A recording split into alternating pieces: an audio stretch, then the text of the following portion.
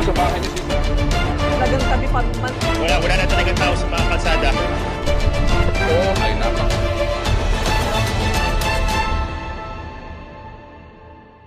I was here in the house, even though psychologically I knew that it was going to be a super typhoon. It was the storm surge, so we were hit here at least 3 times by almost tsunami-like waves, one after another, that hit the house full force. 2:00 a.m. we were all asleep, and the wind started howling, so I woke everybody up. Okay, we need to dress up, and it's so painful for me to talk about that. So we had no exterior damage that you could see. Even the roof stayed on. Our damage came in interior because the eaves were PVC and very lightweight, so they blew off. And once the waves started to hit the house, the seawater came up and went in to the ceilings. And then when it did, of course, all the ceiling lights started to leak and break down, and then sections of ceiling started to fall because of the weight of the ocean water that was being trapped there. All the windows were open, and we had a good view of what was happening on the outside, right inside the comforts of our home.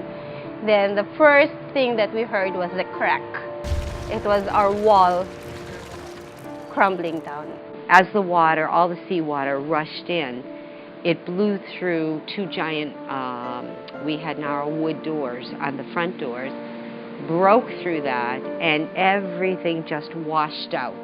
Typhoon Ruby started, I think, late afternoon. I think it started late afternoon. It lasted for 12 hours. Kinakabahan din kami ngayon nangyari ng Yolanda. Pero 12 hours, imagine 12 hours na binabagyo ka. Actually, I was right here in the living room watching it all take place outside. But then when I realized the door was going to let go and all the seawater around me was going to come in, we kind of ran to one of the back guest bedrooms.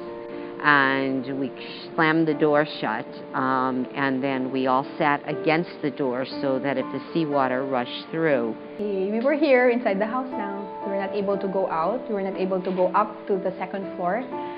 We were actually trapped inside one of the rooms on the ground floor. Sabi ng wife ko, yung sound ng wind parang nagte-take off na airplane. Eh kung maririnig ng mga bata yun, talaga magiging traumatic sa kanila. I was with my kids, with my husband, and a few people from ABS-CBN. All the water was already at this level, and then it started trickling inside. My daughter was really very frantic. Mommy, Mommy, the dogs, they're outside. And we could see that the water was rising higher and higher. We couldn't open this door. It was so hard to open it. So the only recourse we could do to go out was to open this window. So all we had to do was slide the windows up. Of course, the water poured in, and then they all swam to the other side to get the dogs from the cages. All were destroyed. In fact, that ceiling there was the first to cave in. So we ran into one of the rooms. We were inside, and what we could hear was all the glass really breaking. Actually, mas maano yung sa Ruby. Kasi yung ceiling namin dito, bumagsak ito. Metal framing ito. So nakabitay lahat ng ceiling namin.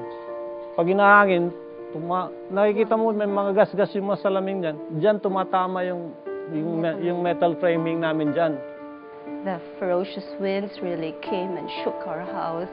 The vibrations sent ringing in our ears. And then the water rose up within seconds, and it felt like we were in an aquarium. At the time, the water wasn't going to go any higher. It had done what it was going to do. So when it broke through, that was it. And then all the water started to balance.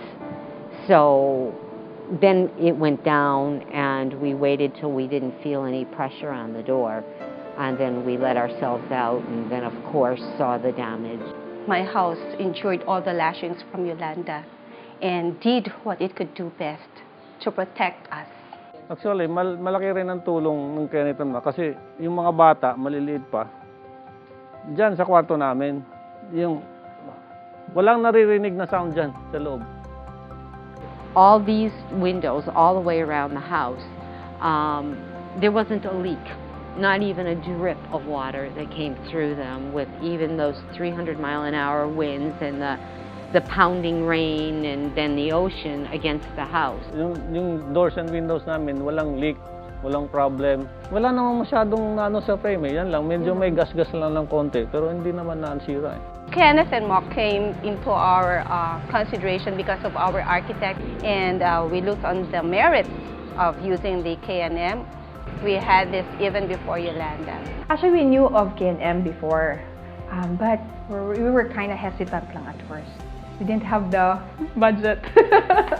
Yeah, we didn't have the budget at that time. It doesn't mean that we also have the budget now, but we know that we're buying something and we're getting something na there's value for money as well, and then we know that it can protect us when something happens. The services, very satisfying services nila sa after sales. Tapos pag nagreklamo kami, meron kaming konting reklamo, pumupunta ka agad yung tao dito.